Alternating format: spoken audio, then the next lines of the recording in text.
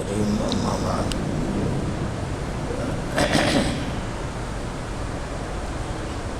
கண்ணியம் நிறைந்த பெரியோர்களே, இன்றைக்கு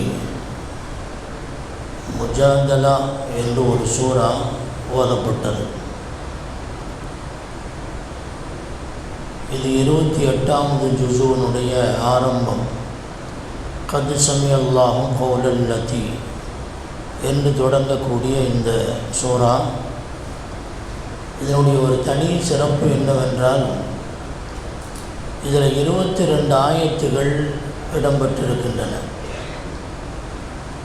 குர்ஆனிலேயே எங்கேயுமே இல்லாத ஒரு தனி சிறப்பு இந்த சூறாவில் ஒவ்வொரு ஆயத்திலேயும் அல்லாஹ் என்ற வார்த்தை இடம்பெற்றிருக்கிறது.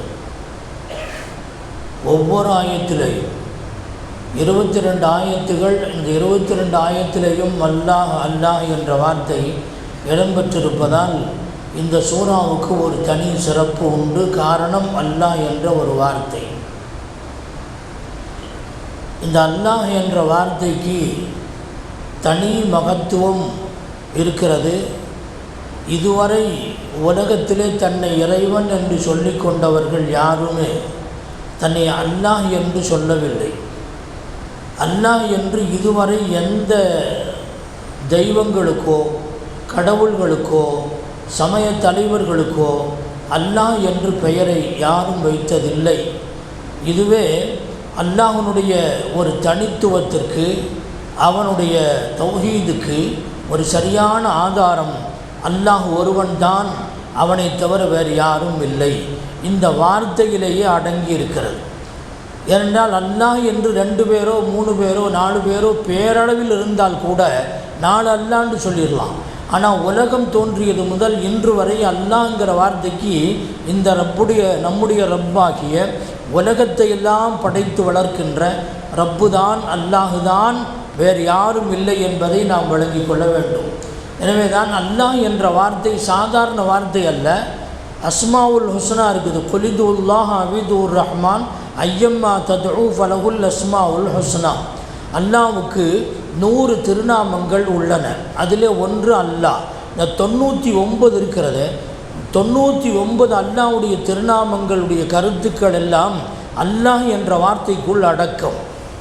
அல்லாஹ் என்ற ஒரு வார்த்தை இந்த 100 பெயர்களை பிழிந்து எடுத்தால் அதனுடைய சாரம் அல்லாஹ் என்ற வார்த்தைக்குள்ளே இருக்கிறது. ரஹ்மானும் இருக்கிறது, ரஹீமும் இருக்கிறது, ஹாலிக்கும் இருக்கிறது, பாரியும் இருக்கிறது. எல்லா வார்த்தைகளுக்குமே எல்லா அர்த்தங்களுமே அல்லாஹ் என்ற ஒரு வார்த்தைக்குள் அடங்கி இருக்கிறது. அவன் தனித்தவன் என்பது மட்டுமல்ல, படைப்புக்கு வணங்கப்படுவதற்கு தகுதியானவன், ஹயாத்தை கொடுக்கக்கூடியவன், வாழும் காலமெல்லாம் அவனை பரிபாலிக்கின்றவன், வாழ்ந்ததற்கு பின்னாலே அடுத்த உலகத்திற்கு சென்றதற்கு பிறகும் கவனிக்கின்றவன். இப்படி எல்லா வகையிலுமே அல்லாஹ் என்ற ஒரு வார்த்தையில் அவன் பரிபாலிக்கின்றவன், போஷிக்கின்றவன், ஹயாத்தை கொடுக்கின்றவன், மௌத்தை கொடுக்கின்றவன், லாப நஷ்டங்களை தரக்கூடியவன், ரிசுக்கை தருகின்றவன், நோய் நொடிகளை தருகின்றவன், நிவாரணத்தை தருகின்றவன் என்று அடுக்கிக் கொண்டே போகலாம். எல்லாவற்றினுடைய ஒரு ஒட்டுமொத்த ஒரே ஒரு வார்த்தை தான் அல்லாஹ் என்பது. எனவே தான் இறைவன் என்று சொன்னாலோ கடவுள் என்று சொன்னாலோ எந்த வார்த்தையும் இங்கே பொருத்தப்படவே படாது. அல்லாஹ் என்பதற்கு யாருமே டிரான்ஸ்லேட் பண்ண முடியாது. டிரான்ஸ்லேட் பண்ண வேண்டும் என்று சொன்னால் அஸ்மாவுல் ஹுஸ்னா அத்துணைக்கும் டிரான்ஸ்லேட் செய்து அத்துணை அதனுடைய கருத்துக்களை எல்லாம் புகுத்தி ஒரு வார்த்தையில் கொண்டு வர வேண்டும் என்று சொன்னால் இதுவரை மனிதன் தோன்றியது முதல் இன்று வரை அல்லாஹ்வுக்கு அப்படி ஒரு டிரான்ஸ்லேஷன் யாரும் செய்யவில்லை. எனவே இறைவன் என்று சொல்லுவதை விட, கடவுள், ஆண்டவன், காடு என்று சொல்லுவதை விட அல்லாஹ் என்ற வார்த்தை தான் மிக மிக பொருத்தமான ஒன்று. நாம் முஸ்லிம்கள் நாம் அல்லாஹ் என்ற வார்த்தையை தான் பயன்படுத்த வேண்டும். அதில் எல்லா கருத்துக்களும் அடங்கி இருக்கிறது. அதுக்கு இன்னொன்று, அதுக்கு பன்மை கிடையாது. சிங்கிள். அல்லாஹ் சிங்கிளாக இருக்கிறான். அவன் ஒத்தையானவன், அவன் தனித்தவன், அவன் தேவையற்றவன். எனவே அதுக்கு பன்மை கிடையாது. கடவுள்கள், தெய்வங்கள், ஆண்டவர்கள், என்றெல்லாம் சொல்ல முடியும். ஆனால் அல்லாஹுகள் என்று சொல்லுவதற்கு அதற்கு பன்மை உலகத்தில் இதுவரை யாருமே ஏற்படுத்தவில்லை, எந்த டிக்ஷனரியிலையுமே பார்க்க முடியாது. அல்லாஹ்வுக்கு அந்த ஒத்தை தான், ஏனென்றால் அவன் தான். எனவே தான் கடவுள் சொல்லுகிறார் என்று பன்மையாக நாம் பேசுவதில்லை, அல்லாஹ் சொல்லுகிறார் என்று நாம் பேசுவதில்லை. அல்லாஹ் சொல்லுகிறான். அந்த வார்த்தையிலே கூட வஹதானியத் இருக்க வேண்டும். அவன் தனித்தவன் என்ற வார்த்தை, அவனுக்கு பலர் என்பது கிடையாது. கண்ணியத்திற்காக வேண்டி சொல்லுகிறார்கள், அவர்கள் சொல்லுகிறார்கள், இவர்கள் சொல்லுகிறார்கள் என்று நாம் சொல்லுகிறோமே, அல்லாஹ்வுக்கு அது பொருந்தால். எனவே தான் அல்லாஹ் சொல்லுகிறான் என்று வஹதானியத்திலே ஒருமையிலே நாம் சொல்லுகிறோம். கண்ணியத்திற்குரியவர்களே, அல்லாஹ் என்ற ஒரு வார்த்தைக்கு தனி மகத்துவத்தை பெருமானார் ஸல்லல்லாஹு அலைஹி வஸல்லம் அவர்கள் பல ஹதீஸ்களின் வழியாக தந்திருக்கின்றார்கள். அல்லாஹ் சொல்லுகிறான், இதா துக்கிரல்லாஹ் வஜிலத் குலூபுஹும், மூமின்களுக்கு முன்னாலே அல்லாஹ் என்ற வார்த்தையை சொல்லிவிட்டாலே போதும், கல்பெல்லாம் நடுங்கிவிடும் என்று அல்லாஹ் சொல்லுகிறான். அல்லாஹ் என்ற வார்த்தைக்கு அந்த ஒரு பவர், ஒரு ஸ்பிரிட்டு அதில் இருக்கிறது, வேறு எந்த வார்த்தைக்கும் இல்லை. அல்லாஹ்வுடைய பெயர்கள் எத்தனை இருந்தாலும் கூட அல்லாஹ் என்ற பெயருக்கு இருக்கக்கூடிய அந்த வேகம், அந்த பவர் வேறு எதுக்குமே கிடையாது. அப்படிப்பட்ட ஒரு மகத்தான வார்த்தை தான் இது. வேறு அல்லாஹ் என்ற வார்த்தையில் அலிஃபை எடுத்துட்டாலும் லாமை எடுத்துட்டாலும் 2 லாமை எடுத்துட்டாலும் ஒவ்வொன்றுக்கும் ஒரு தனி அர்த்தம் இருக்கும். அலிஃபில் அல்லான்னு இருக்குது, ஒரு அலிஃபு, ஒரு லாமு, அப்புறம் ஒரு லாமு, அப்புறம் ஒரு ஹே, இதெல்லாம் இருக்குது. அலிஃபை கழட்டி எடுத்துட்டோம்னா லில்லாஹின்னு இருக்கும். அதுக்கும் அர்த்தம் சொல்ல முடியும். லில்லாஹி, அல்லாஹ்வுக்கே எல்லாம் சொந்தம், அல்லாஹ்வுக்கே வானம் பூமி அனைத்தும் சொந்தம், அல்லாஹ்வுக்கே வானம் பூமியில் இருக்கின்ற அனந்தரங்கள் அனைத்தும் சொந்தம், அல்லாஹ்வுக்கே வானம் பூமிக்கு இடையிலே வாழுகின்ற சஞ்சரிக்கின்ற அனைத்தும் சொந்தம், அல்லாஹ்வுக்கே படைப்பு சொந்தம், அல்லாஹ்வுக்கே அதிகாரம் சொந்தம். இப்படி அடுக்கிக் கொண்டே போகலாம். அல்லாஹ்வுக்கு லில்லாஹி லில்லாஹி லில்லாஹி என்ற வார்த்தையை சொல்லிக்கொண்டே போகலாம். அலிஃப் எடுத்தாலும் லில்லாஹிக்கு அர்த்தம் இருக்குது.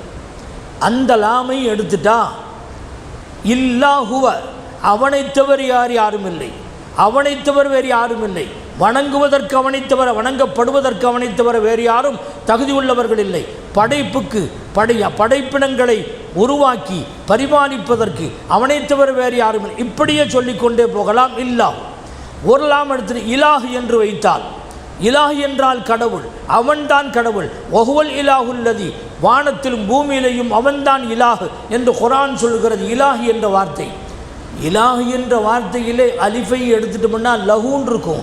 அவனுக்கே அதிகாரம், அவனுக்கே படைப்பு, லஹு லஹு என்று சொல்லலாம். அந்த கடைசி லாமையும் கழட்டி விட்டோம்னா ஹூ என்று இருக்கும். ஹூ என்பது அல்லாஹ்வுடைய திக்ருகளிலே ஒன்று. லா இலாஹ இல்லா ஹூ, அவனை தவிர வேறு யாரும் இல்லை. ஹூ என்ற வார்த்தையும் கூட வேஸ்ட் ஆகாது. அப்போ அல்லாஹு என்பதிலே ஒவ்வொரு எழுத்துக்கும் ஒரு கருத்து உள்ளடங்கி இருக்கிறது. வேறு எங்கேயுமே இதை பார்க்க முடியாது. கடவுளில் காவை கட்டிக்கிட்டிங்கன்னா டவுல் இருக்கும், காடுன்னு வச்சுக்கிட்டிங்கன்னா ஜியை எடுத்துக்கிட்டிங்கன்னா ஓடுன்னு வரும், திருப்பி போட்டோம்னா டாகுன்னு வரும். இப்போ அப்படித்தான் ஆகிப்போச்சு. நாய்க்கு மரியாதை கொடுத்து அதை கடவுள் அளவுக்கு கொண்டு போயிட்டான். காடை டாக் ஆக்கிட்டான், டாகை காடாக்கிட்டான். ஆக இந்த அல்லாஹ் என்ற வார்த்தையிலே பொதிந்திருக்கின்ற இந்த நுட்பங்கள் முஸ்லிம்கள் விளங்கி வைக்க வேண்டும் என்பதற்காக வேண்டி சொல்லுகிறேன். வேறு எந்த வார்த்தையிலேயுமே பகவான் என்று சொல்லி நான் சொன்னால் பாவை நீக்கிவிட்டால் கவான் என்று வரும், அர்த்தம் இருக்காது. எந்த பொருளை வார்த்தையை எடுத்து எந்த பாஷையில் வேண்டாலும் எடுத்துக்கொள்ளுங்கள். எனவே அல்லாஹ் என்ற ஒரு வார்த்தைக்கு தான் இந்த தனி சிறப்பு இருக்கிறது. எனவே அல்லாஹ் என்ற வார்த்தைக்கு ஒரு பொருள் தமிழிலோ அல்லது வேறு எந்த மொழியிலோ சொல்ல முடியாது. காட் இஸ் தி கிரேட்டஸ்ட்னு போடுறான், ஆனால் அதை அவன் வச்சுக்கிற அர்த்தம் அல்லாஹ் இஸ் தி கிரேட்டஸ்ட். அல்லாஹ் தான், அல்லாஹ் என்ற வார்த்தையைத்தான் நாம் உச்சரிக்க வேண்டும். அல்லாஹ்ங்கிற வார்த்தையில் இருக்கக்கூடிய அந்த அர்த்த புஷ்டி வேறு எதுலேயுமே கிடையாது. அல்லாஹ்ன்னு சொல்லும்போது தான் அவனுடைய கல்வெல்லாம் நடுங்கும் என்று பார்க்கின்றோம். பெருமானார் ஸல்லல்லாஹு அலைஹி வஸல்லம் அவர்களுடைய காலத்தில் ஒருத்தன் வந்து வாளை உருவிக்கொண்டு உன்னை யார் காப்பாற்ற முடியும் என்று கேட்கும்போது அல்லாஹ் என்று சொன்ன உடனே வாள் கீழே விழுந்து செல்லவா? நாம் சரித்திரத்தை கேள்விப்பட்டிருக்கிறோம். தாத்தார் கானியா ஒரு பெரிய ஃபித்னா நடந்தது பகதாதில். ஒரே நாளில் 2 லட்சம் முஸ்லிம்கள் கொல்லப்பட்டார்கள். 2 லட்சம் முஸ்லிம்கள். யகூதிகள் இருந்தார்கள், ஆட்சியை பிடித்தார்கள், முஸ்லிம்களை ஓட ஓட விரட்டினார்கள். ஒரு யூத பெண்ணொருத்தி, ஒரு முஸ்லிம் தனியாக வந்து சிக்கிட்டான். எல்லா முஸ்லிம்களையும் நாட்டை விட்டு விரண்டு ஓடிவிட்டார்கள், யாரும் கிடையாது. ஒரே ஒரு முஸ்லீம் தெருவில் நடந்து வர்றான், ஒரு பொம்பளை பார்த்துட்டு நில்றான் அப்படின்னு சொன்ன உடனே நின்றார். உடனே வீட்டுக்குள்ளே போய் வாளை எடுத்துட்டு அந்த இடத்துலையே கொலை செய்கிறான். தைரியமாக இந்த அளவுக்கு யூதர்களை பார்த்து பயப்பட வேண்டிய ஒரு சூழ்நிலை ஒரு காலத்தில் ஏற்பட்டது பகதாதிலே. சங்கீஸ்கான் என்பவன் இதில் மிக முக்கிய புள்ளியாக இருந்தவன். 2 லட்சம் பேர்கள் ஷஹீதாக்கப்பட்டார்கள்.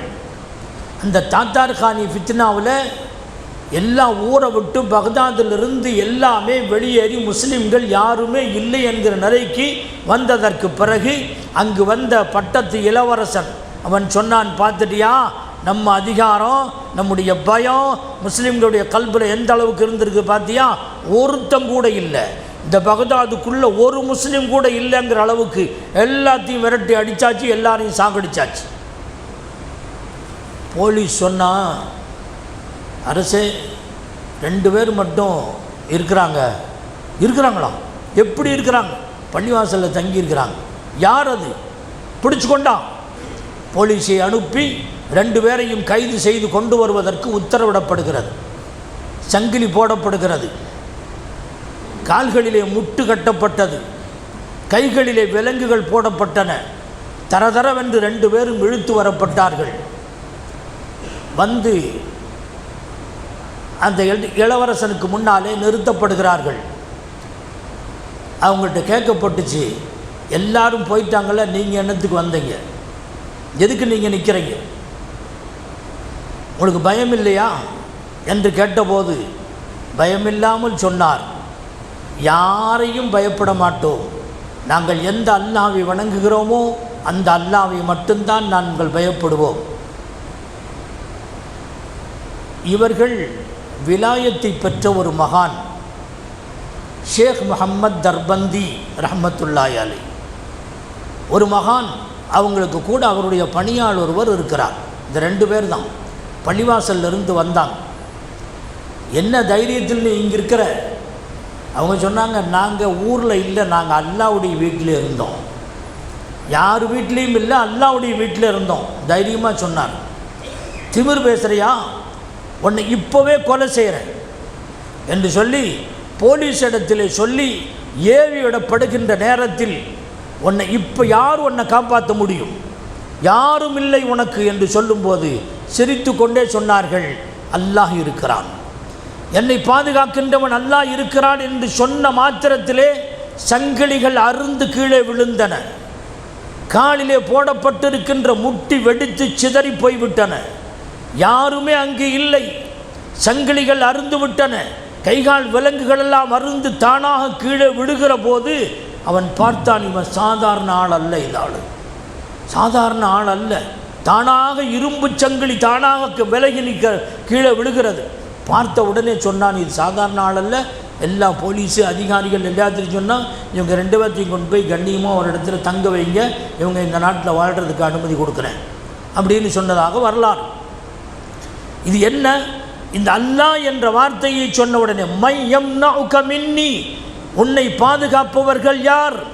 அல்லாஹ் என்ற வார்த்தையை சொன்ன உடனே இரும்பு சங்கிலி அருந்து கீழே விழுந்தது. இதனால் அந்த அல்லாஹ்வுக்கு இருக்கிற அந்த வார்த்தைக்கு இருக்கிற மரியாதை, அதற்கு இருக்கிற பவர் அந்த அளவுக்கு இருந்தது. இப்படி பல நிகழ்ச்சிகளை பார்க்கின்றோம். எந்த வார்த்தைக்கும் இல்லாத ஒரு பவர் இதில் இருக்கிறது.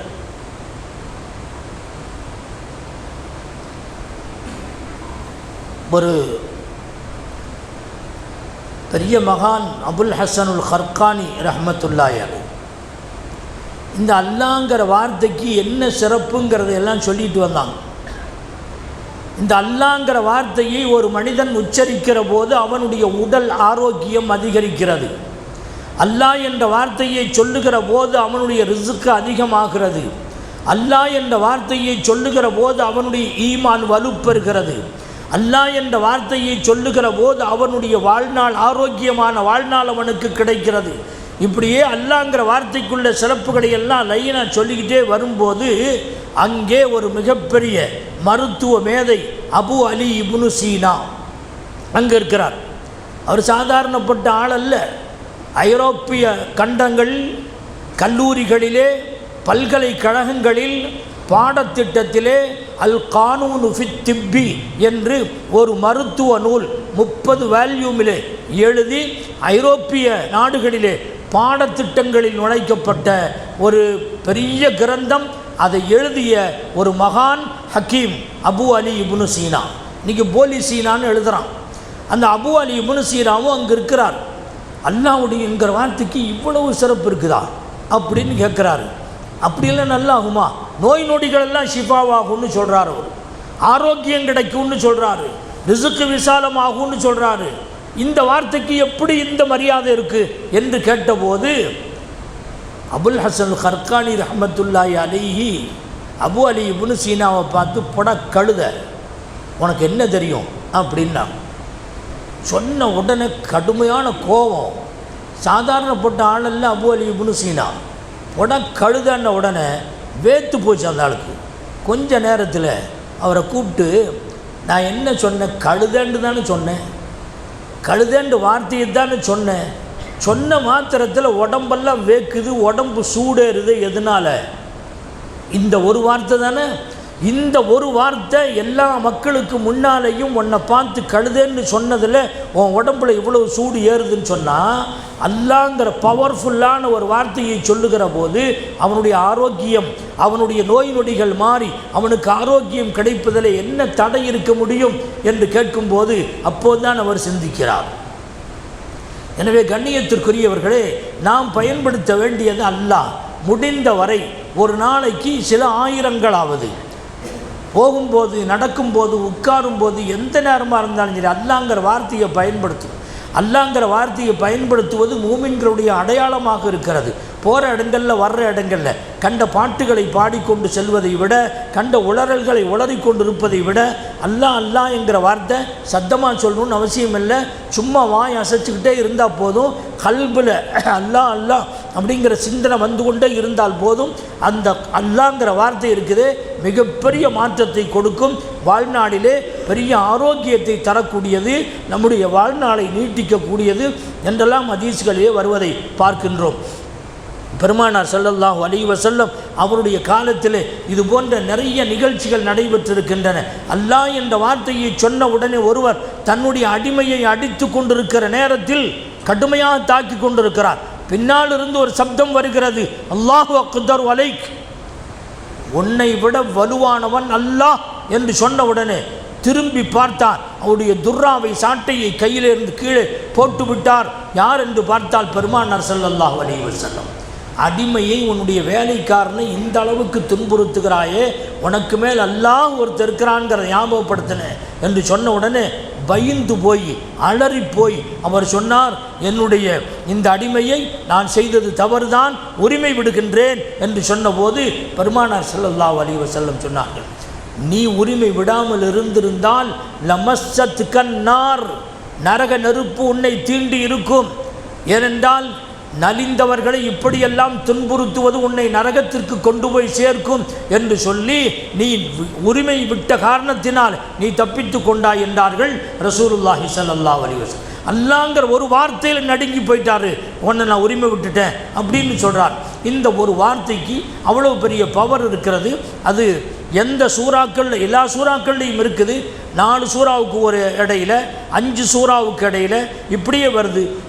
குர்ஆன் முழுவதும் 2966 இடங்களில் அல்லாங்கிற வார்த்தையை அல்லாஹ் பயன்படுத்தியிருக்கிறான். அல்லாங்கிற வார்த்தை தான் அதிகமாக பயன்படுத்தப்பட்டிருக்குது. குறிப்பாக குர்ஆனில் வைத்து இந்த முஜாதலாங்கிற சூறாவில் அல்லாஹ் இது ஒவ்வொரு ஆயத்திலையும் அல்லாங்கிற வார்த்தையை பயன்படுத்தியிருக்கிறான். 22 ஆயத்துகளில் சில இடங்களில் ஒரே ஆயத்தில் 2 தடவை 3 தடவை கூட வந்திருக்குது. அது இதனுடைய தனிப்பெரும் சிறப்பு. அது இன்றைக்கு ஓதப்பட்டது. அல்லாஹு ஜல்ல ஷானு வ தஆலா புரிந்து அமல் செய்வதற்குரிய தௌஃபீக்கை தருவானாக. ரப்பனா தகப்பல் துஆனா வ ஸலாத்தனா வ ஸியாமனா வ கியாமனா வ ருகூஅனா வ சுஜூதனா வ தலர்ருஅனா வ தகஷ்ஷுஅனா وتمم تقصير أعمالنا إنك على كل شيء قدير. صلي على النبي سيدنا محمد وآله وصحبه أجمعين والحمد لله رب العالمين. صلى الله على محمد صلى الله عليه وسلم.